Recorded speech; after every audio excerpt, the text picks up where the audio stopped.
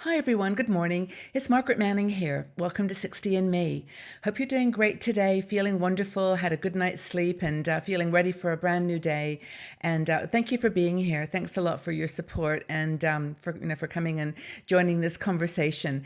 Now, we talk about things of interest to women over 60 here on our show, primarily about three areas: financial security, well-being and health, and independence, which includes everything from relationships to travel and everything in between. So those are the things that we think are most important to our demographic. And of course, we always welcome your comments and your feedback on those topics. But I want to first of all thank our sponsor for today's show, Puritan's Pride. Now, we take a big interest in health and well-being. That's one of our key areas of concern. And you can visit the Puritan's Pride website to find out how you can get more from life by having a good nutrition plan. So thank you to Puritan's Pride. Now, what's the topic for today? Well, first of all, tea. I always have to forget my tea. It's way over here. Okay.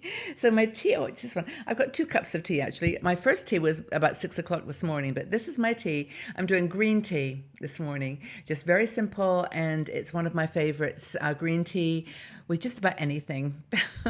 It's good for you, too. It's got good nutritional benefits, so they say. So anyway, here we are, and a topic today that I think will please some of you and probably bore some of you, but stay with us because it's a topic I think is of interest to our age group and the types of things that we have to start thinking about as we get a little older. And that is an article or a discussion based on an article written by Rita Cole, who's one of our bloggers. And she wrote this article on keeping personal documents. How long should you keep personal documents?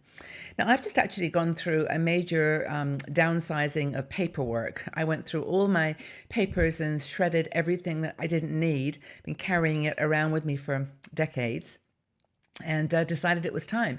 But she actually has a really good point, that we often, at the tax time in April, which is when I did this, you have to go through all your papers to find those documents that are needed legally and then get them into some kind of an order. And, by the time you're 60, you've bought a few houses, maybe some cars, maybe you've spent money on large purchases that you've kept the receipts for, home decoration, whatever. And so it's really important, and according to Rita, and I agree with her, to actually have a system that works for you and keep these pieces of paper in order. Now, she suggests that you set up a file. And I actually did this before I even read her article, so I must have been reading Rita's mind. But I bought several of these, actually. These are, you see them, they're like rainbow colors. And they've got lots of different compartments for different papers. And so she has some ideas of how to organize these. I've created my own little form, which you do. But here's some ideas about what to keep in what. Now, one pocket, she says, can be for the things that can be destroyed in a month or less. You get your bank statements and a few other things. Just pop them in there in that one little folder. The second is one that you need to keep for a year or more. And the third is one for things that are going to be needed until they happen. So when a car, for example, is paid and the lease is finished, then that's the event that can trigger you to shred that document. You don't need it anymore. So mine has actually got 7, I think, a lot of different colors, like a rainbow. But you only really, in Rita's opinion, need 3. And those are the ones that she's going to talk about in the article. So 1 month or less. This includes things like bills, utility bills, cable bills, telephone bills. After the month, in her opinion, now all this is guidance from someone who is an accountant, and I think she's an accountant, but she's got experience. She has a lot of, she's wired that way, let's put it that way. And she says you can throw them, you can toss them. You can keep them if you're planning on using any of that information for a tax refund, like, for example, if you have a small business and you want to keep your telephone bills or any home expenses, then keep those. But if you're just, living your normal life and you've got those bills, you can get rid of them. Bank statements. Now, I always used to keep my bank statements, and they were always 10 pages long and lots of different information. And over the years, I've decided that most banks will give you copies of your statements, or you can go online to get them if you desperately need them for some supporting information or just information. So she says you can throw those out too. And actually, I do. I don't keep them because I know I can get them easily online. Now, that's the things that you can throw away month by month. The next thing are those things for like a year or so or less. Pay stubs. Unless you're going to use them for your taxes, if you're still working, or and if you're working part time, you're going to use them in some kind of supporting way, then you don't need to keep them after a year. And I mean, most of the stuff that I have is online in my email and other places anyway. So you're keeping this paper is a little bit overwhelming sometimes. But the next thing is medical bills. Now, if you've got medical bills that have been paid and again aren't needed for taxes, then you're going to let them go. They don't need to be kept longer than a year, according to Rita. And also investment statements, monthly or quarterly investment statements. You're going to get a quarterly statement anyway, so you don't need to keep those old ones. And they can go out within a year or so.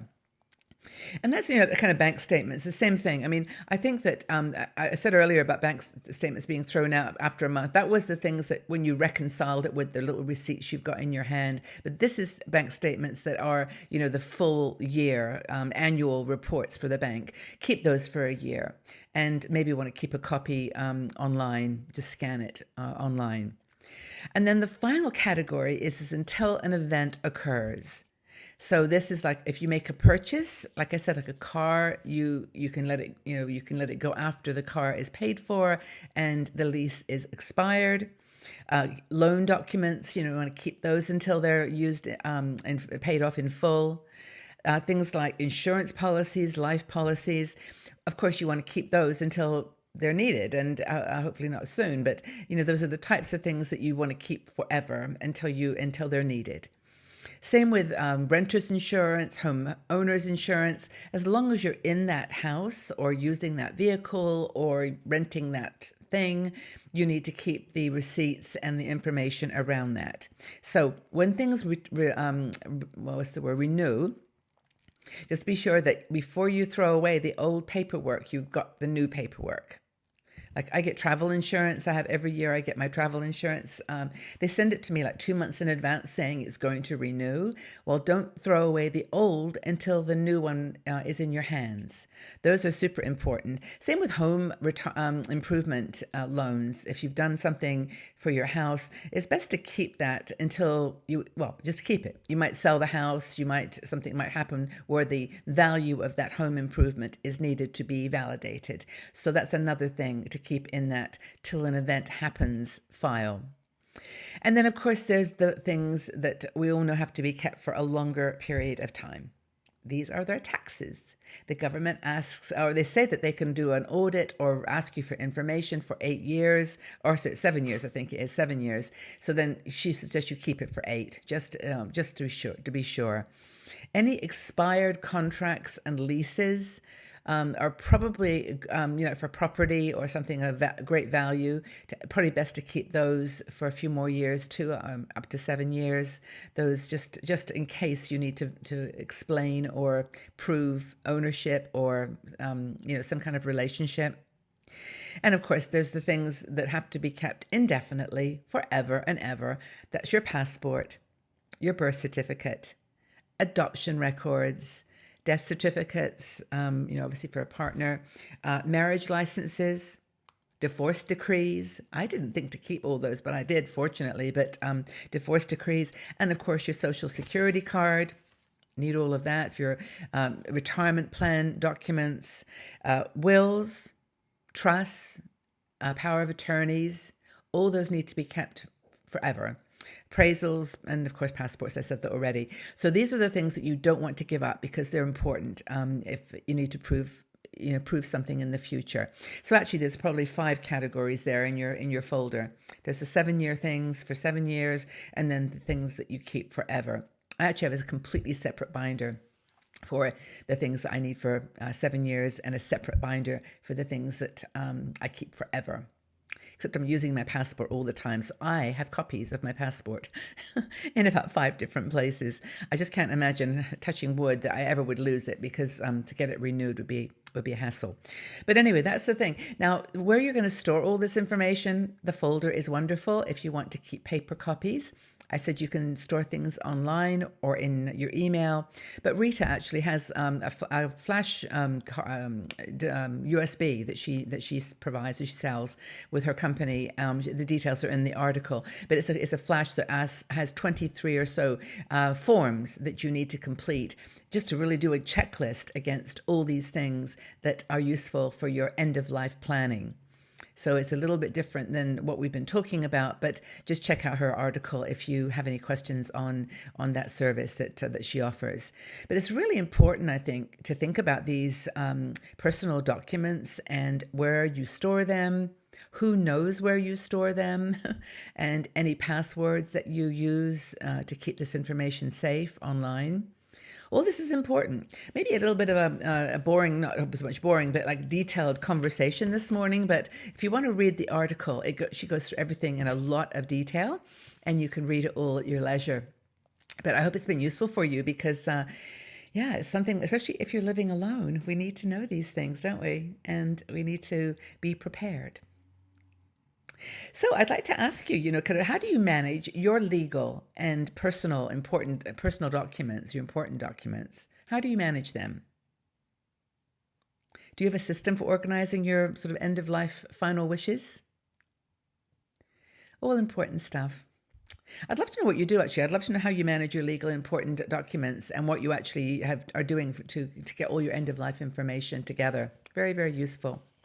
So please don't hesitate to leave your comments and share your information with others, and let's just make good use of this time to get our lives in order.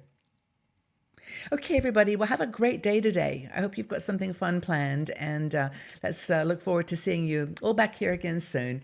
But take good care. Have a wonderful day. Bye-bye for now.